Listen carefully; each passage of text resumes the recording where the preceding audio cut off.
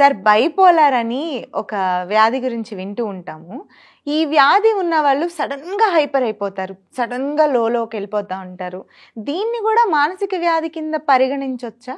అసలు దీని లక్షణాలు ఎలా ఉంటాయి, దీని ట్రీట్మెంట్ ఎలా ఉంటుంది, మాకు కొంచెం వివరంగా చెప్పండి. ఇది చాలా ఇంపార్టెంట్ అండి. ఎందుకంటే ఈ బైపోలర్ కూడా చాలా కాంప్లెక్స్ ప్రాబ్లం అండి, క్లిష్టమైన మానసిక సమస్య. దీన్ని ఈ ప్రాబ్లం ఉన్న వాళ్ళని ఫ్యామిలీ మెంబర్స్ హ్యాండిల్ చేయడం చాలా కష్టం అండి. ఓకే. ఎందుకంటే మీరు చెప్పినట్టుగా బై అంటే 2 అండి, పోల్స్ అంటే హై లో, 2 పోల్స్ అనమాట. ఓకే, మనం నార్త్ సౌత్ పోల్ ఎట్లా అంటాము, ప్లస్ మైనస్ ఎట్లా అంటాము, అట్లా 2 అనమాట. హై పోలు లో పోలు. ఇప్పుడు ప్లస్లో ఉన్నప్పుడు ఏంటంటే బాగా ఉత్సాహంగా ఇంట్రెస్టింగ్గా ఉంటాడని, యాక్టివ్గా ఉంటాడనమాట. నేనే గొప్ప జయగలను అని చెప్తాను, కలిసిపోతారు అందరిలో. సో ఈ లో వచ్చే తల్లికి డిప్రెషన్ అంటాం అనమాట. బాగా నిరాశకు గురైపోయి నేనేం చేయలేకపోయాను, ఇక నేనేం చేయలేను, బతకటం వేస్ట్ అని ఒంటరిగా వెళ్ళి రూమ్లో తలిపేసుకుంటుంటే, ఎవరితో కలవకుండా మాట్లాడకుండా ఉండటము. ఓకే, సో ఇప్పుడు ఇక్కడ ప్రాబ్లం ఏంటంటే ఈ హై సిచ్యుయేషన్ని మేనియా అంటామండి. ఇక్కడ ఏమవుతుందంటే ఒక్కోసారి ఫ్యామిలీ మెంబర్స్ మీద కొట్టడానికి కూడా వెళ్తారండి. బాగా అగ్రెసివ్ అయిపోతున్నాడు, అదే తిడతాడు వాళ్ళని. ఓకే, అదొక ప్రమాదం ఉంది. తనకైనా హాని చేసుకోవచ్చు ఒక్కోసారి, చెప్పలేదు. అట్టనే ఇప్పుడు లో అయినప్పుడు డిప్రెషన్లో ఉన్నాడు. మరి ఈ డిప్రెషన్లోంచి రూమ్లో ఉండి ఉండి ఉండి మరి ఇప్పుడు ఏ జాబ్ చేయలేడు, ఏం పని చేయలేడు కదా. ఇప్పుడు ఇందాక ఒక ఆయన ఫోన్ చేశారు, వాళ్ళ అబ్బాయి 28 years అంట, రూమ్లోనే ఉంటాడు, ఇంకెక్కడ బయటకు రాలేడు అనమాట. అదేనా మాట్లాడుతున్నారు ఇప్పుడు? వస్తే మాత్రం వాళ్ళు కొట్టడానికి ఇది చేస్తున్నాడు అనమాట. సో కాబట్టి ఇది కొంచెం డేంజరస్, హ్యాండిల్ చేయడం చాలా కష్టం అండి. కాకపోతే నేనైతే దీని మీద చాలా రీసెర్చ్ చేశాను కాబట్టి ఈ బైపోలర్కి కూడా రూట్ కారణం థింకింగ్ అనండి. ఓకే, అర్థమైందా? వీళ్ళు ఎక్కడైనా ఎగ్జామ్లో ఫెయిల్ అవటం కానీ, లేకపోతే జాబ్లో ప్రాబ్లం రావటం కానీ, లేకపోతే రిలేషన్షిప్లో ప్రాబ్లమ్స్ రావటం కానీ జరిగితే అప్పుడు ఈ టైప్ ఆఫ్ సిచ్యువేషన్లో బ్రెయిన్ డీప్గా హర్ట్ అయినప్పుడు ఈ సిచ్యువేషన్లో పడిపోతాను. సో నేను చాలామందికి ట్రీట్మెంట్ ఇచ్చానండి. ఒక అతనైతే 20 years మందులు వాడాడండి. 20 years మందులు వాడాడు. ఓకే, సరే మందులు తగ్గలేదు. అసలు అన్ని మందులు ఆరోగ్యం కాదు కదా. ఆరోగ్యం కాదు. ఓకే, 20 years మందులు వాడాడు. తర్వాత తెలుసుకొని నా దగ్గరకు వచ్చాడు. మొత్తం మేము డీటెయిల్గా స్టడీ చేస్తాం కదా. ఇతను ఫస్ట్ 10 years మందులు వాడాడు ఒకే డాక్టర్ దగ్గర, ఏం మార్పు రాలా. ఎవరో చెప్పారు పెళ్లి చేస్తే భర్త సెట్ అయిపోతాడని చెప్పేసి. సరే పెళ్లి చేశారు వాళ్ళ పేరెంట్స్. చేస్తే తన ఫ్యామిలీ లైఫ్లో ఫుల్ఫిల్ చేయలేకపోయాడు. ఆ అమ్మాయి 1 month చూసేసింది, డైవర్స్ ఇచ్చేసింది. మరి డైవర్స్ ఇస్తే ఇది ఇంకా హర్టింగ్ కదా. ఇది ఇంకా హర్టింగ్, ఇంకా డిప్రెషన్కి వెళ్ళిపోయాడు. ఓకే, అప్పుడు 10 years తర్వాత మ్యారేజ్ చేస్తారు, డిప్రెషన్కి వెళ్ళిపోయాడు. మళ్ళీ అనదర్ 10 years మళ్ళీ మందులు వాడాడు. ఏమి ఉపయోగం లేదు. సరే నా దగ్గరకు వచ్చిన తర్వాత నేను చెప్పానండి, మొత్తం స్టడీ చేసి ఇతని ప్రాబ్లం ఎక్కడ స్టార్ట్ అయిందంటే ఫస్ట్ స్కూల్ కాలేజెస్ కొంచెం స్టార్ట్ అయిందండి. తర్వాత ఇతను జాబ్ చేస్తున్నప్పుడు ఒక అమ్మాయి మా కొలీగు చాలా ఫ్రెండ్లీగా హ్యాపీగా మాట్లాడుతుంది. కానీ ఇతనేమనుకున్నాడంటే ఆ అమ్మాయి ఇతను లవ్ చేస్తుంది కాబట్టి నేను ఆమె లవ్ చేసి ఈ అమ్మాయిని పెళ్లి చేసుకోవాలనుకున్నాడు. చెప్పుకోకుండానే ఊహించేసుకున్నాడు, ఊహన లోపల అనమాట. ఓకే, ఇప్పుడు మీరు హ్యాపీగా మంచిగా మాట్లాడుతుంది, నేను హ్యాపీగా మంచిగా మాట్లాడితే నార్మల్ అయిపోయింది అది. ఓకే, ఈ బ్రెయిన్ చేసిన కొంచెం రూపాయలు రాంగ్ మీనింగ్ తీసుకుంటుంది. తీసుకొని సరే ఒకరోజు ఎక్స్ప్రెస్ చేశాడు ఆ అమ్మాయికి. ఓకే, నువ్వు చాలా మంచిగా ఉంటావు, very cooperative person, I want to marry you అన్నట్టుగా చెప్పాడు. అదేంటి నన్ను మ్యారేజ్ చేసుకోవటం అంటే, నాకు ఆల్రెడీ మ్యారేజ్ అయిపోయింది కదా అమ్మాయి చెప్పింది. మరి ఎందుకు నువ్వు నవ్వుతా చక్కగా నవ్వుతూ మాట్లాడావు, మంచిగా మాట్లాడావు, క్లోజ్గా వచ్చావు, కాఫీ తాగమని ఏదో చేస్తాను. అవును, మనం కొలీగ్స్ ఒక చోట పని చేసుకునే వాళ్ళు ఒక ఫ్యామిలీ మెంబర్స్ లాగా ఉంటాము, దాంట్లో తప్పేముంది అని చెప్పినా ఒప్పుకోలేదండి. అమ్మాయి ప్రెషరైజ్ చేయడం మొదలుపెట్టాడు. ఆఫీస్లో జాబ్ తీసేశారు. అంతేగా, అంతైందా, జాబ్ తీసేశారు. జాబ్ తీసేస్తే ఇంటికి వెళ్ళాడు. ఇంటికి వెళ్ళి ఆ పేరెంట్స్ దగ్గర ఏమో తప్పుడు వాళ్ళు పట్టుకుంటాడు. మీ వల్ల ఎట్లా అయింది, మీ వల్ల చదువుకునేటప్పుడు నాకు ప్రాబ్లమ్స్ వచ్చినాయి, మీ వల్ల నాకు పెళ్లి కాలేదు, ప్రతి దానికి అవతల పర్సన్ పాయింట్అవుట్ చేయడం, బ్లేమ్ చేస్తారు. పాపం వాళ్ళు పేరెంట్స్ కొద్దిగా ఎల్డర్లీ పేరెంట్స్ వాళ్ళు ఏం చేస్తారు, చెప్పి తీసుకొచ్చి మారుతారు. మరి అంతే. ఓకే, సరే నేను చెప్పాను నీకు 4 months నార్మల్ అయిపోతా ఉండవు, తర్వాత మెడిసిన్ తగ్గించుకోవచ్చు అని చెప్పాను. ఫస్ట్ 2 months కౌన్సిలింగ్ ఇచ్చాను. మీ కాదు డాక్టర్, చిన్న డౌట్. వీళ్ళు ఇంట్లో వాళ్ళని పాయింట్అవుట్ చేస్తారు, విసిగించేస్తారు, ఎవరి మాట వినరు. ఇందాక మీరు చెప్పారు వాళ్ళ ఫ్యామిలీ మెంబర్స్ రూమ్లోకి వస్తేనే కొట్టడానికి ప్రయత్నిస్తారని. కరెక్ట్. అలాంటి వాళ్ళు మీకు ట్రీట్మెంట్కి సహకరిస్తారా? బాగానే మీతో ఎలాగ మింగిల్ అవుతారు? అంటే మేము ఏం చేస్తామంటే ఆ 2 hours మాట్లాడినప్పుడే చాలా అఫెక్షనేట్గా నేను సొల్యూషన్ ఓరియంటెడ్గా మాట్లాడతాను. ఓకే, వాళ్ళ దారిలోకి వెళ్తారా? ఓకే ఓకే, వెళ్ళి సొల్యూషన్ ఓరియంటెడ్గా నీకు మంచి లైఫ్ వచ్చింది, నువ్వు మళ్ళీ మంచిగా ఇవన్నీ చేయొచ్చు అని వాళ్ళ హెల్పింగ్లో ఉంటామండి. అసలు మా సైకాలజీ ప్రొఫెషన్ ఏదండి, we help people to help themselves. Super. వాళ్ళకి నాలెడ్జ్ ఇస్తాము, ఆ నాలెడ్జ్ తోటి వాళ్ళ ప్రాబ్లం వాళ్ళే సాల్వ్ చేసుకుంటారు. ఎక్సలెంట్. అంతేదా? సరే, వాళ్ళ పేరెంట్స్తో మాట్లాడాను, ఈ అబ్బాయితో ఇన్పుట్స్ తీసుకున్నాను, చెప్పానండి. ఎస్ 4 monthsలో నువ్వు మంచిగా అయిపోతావని చెప్పానండి. ఫస్ట్ 2 months కౌన్సిలింగ్ ఇచ్చాం. వాళ్ళ మదర్ ఫోన్ చేసిందండి, సార్ మీరు ఏం మాయ చేశారు కానీ మా వాళ్ళు ఎంత మార్పు వచ్చింది సార్, మమ్మల్ని ప్రతిరోజు తిట్టేవాడు, మా మీద దూకేవాడు, ఇప్పుడు అవన్నీ పోయినాయి సార్, మాతో ప్రేమగా మాట్లాడుతున్నాడు, మంచిగా చేస్తున్నాడు సార్, తొందరగా 2 నెలల వాడు కంప్లీట్ చేసి మా వాడిని మంచిగా చేయండి సార్ అని. అబ్బా. ఓకే సార్, అందరు 2 months ఇచ్చారండి.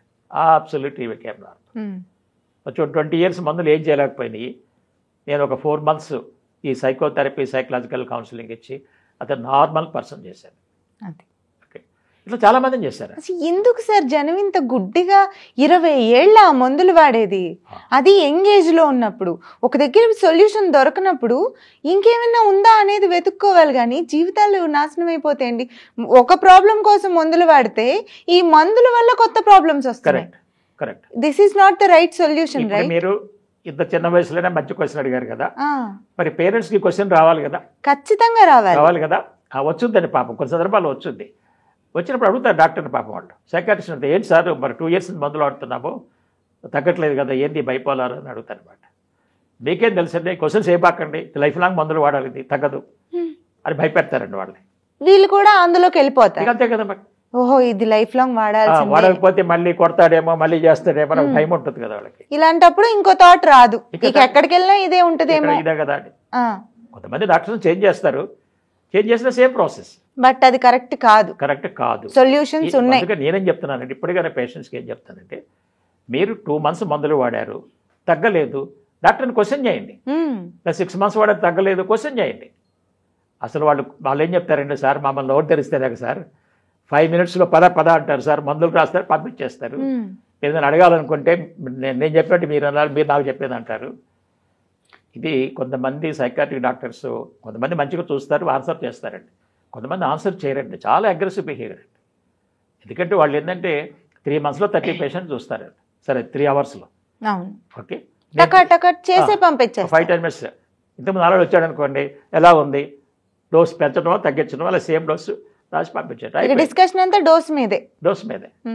మేము అట్లా కాదు కదా, మేము ఫస్ట్లోనే 3-4 hours మాట్లాడతాం. ఓకే, మళ్ళీ every session 1 hour 1.5 hour session ఉంటుందండి.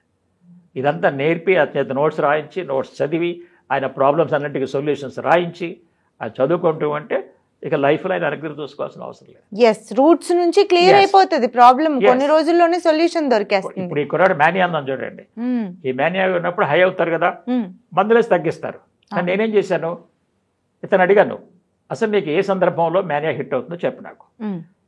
ఒక 15 సందర్భాలు చెప్పాయండి. ఈ 15 సందర్భాలకి సొల్యూషన్స్ ఇచ్చానండి.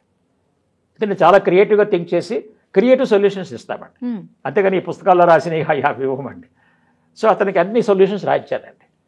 ఇప్పుడు అది ట్రిగ్గర్ అవ్వదు. ఇంకా ఎప్పుడైతే నాలెడ్జ్ ఉందో, ఇప్పుడు పేరెంట్స్ ఉన్నారండి ఫర్ ఎగ్జాంపుల్, పేరెంట్స్ గురించి మంచి ఆలోచన ఏంటి, ఈ ప్రపంచంలో ఏమీ ఆశించకుండా మన మంచి కోరుకునేది ఒకే ఒకళ్ళంటే పేరెంట్స్.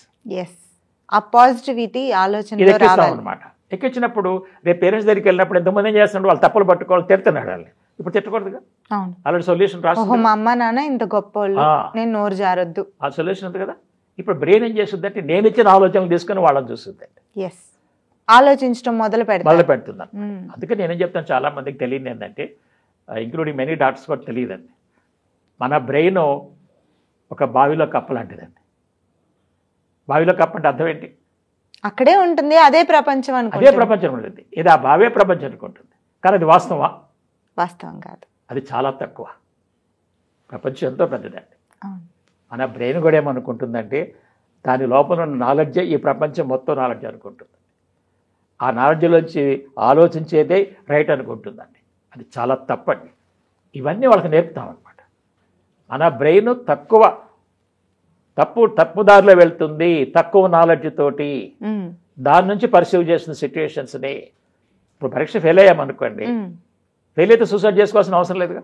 చేసుకుంటే ఏమన్నా పరీక్ష పాస్ అవుతాడా? లేదు కదా. సో ఎప్పుడైతే దీనికి పరీక్ష ఫెయిల్ అయితే మన కారణం తెలుసుకొని మళ్ళీ ప్రయత్నం చేస్తే పాస్ అవుతామన్న నాలెడ్జ్ లోపల ఉందో అప్పుడు బ్రెయిన్ సూసైడ్ థాట్ ఎత్తదండి. కాబట్టి మనం ఏం చేస్తుండాలి, బ్రెయిన్కి ఎప్పటికప్పుడు రైట్ నాలెడ్జ్, రైట్ థింకింగ్ ఇస్తూ ఉండాలి. బ్రాడ్ థింకింగ్ ఇవ్వాలి. రైట్ థింకింగ్ అండి, రైట్ బ్రాడ్. ఓకే. ఈ నాలెడ్జ్ ఇస్తూ ఉంటే బ్రెయిన్ ఏం చేసి వీటిలోంచి పికప్ చేసి ఆ రాంగ్ యాక్షన్స్, రాంగ్ బిహేవియర్ రాకుండా చూస్తుంది.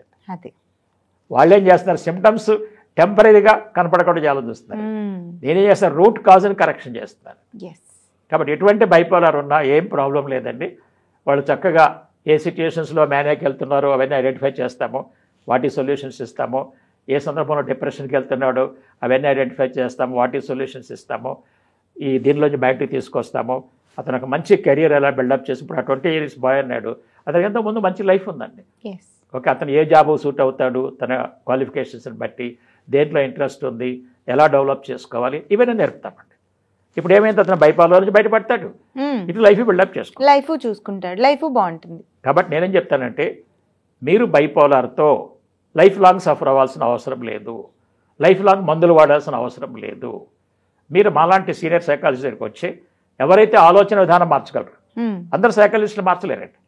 ఎవరైతే ఈ థింకింగ్ మీద బాగా స్టడీ చేసి రీసెర్చ్ చేస్తారో వాళ్ళు మాత్రమే ఈ బైపోలార్ డిజార్డర్ని కంట్రోల్ చేయగలరు. కాబట్టి ఎవరైనా సరే బైపోలార్ డిజార్డర్ ఉంటే మా దగ్గర కనుక వస్తే అపాయింట్మెంట్ తీసుకొని చక్కగా స్టడీ చేసి వాళ్ళకి కావాల్సిన మంచి సొల్యూషన్స్ ఇచ్చి, ఓకే, ఆ లైఫ్ లాంగ్ మందులు వాడాల్సిన పని లేకుండా ప్రాబ్లమ్స్ బయటికి తీసుకొస్తామో, మంచి భవిష్యత్తుని ఇస్తాము.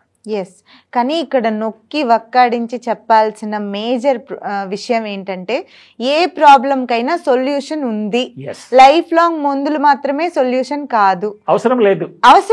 ఫస్ట్ మందులు అవసరం లేదు.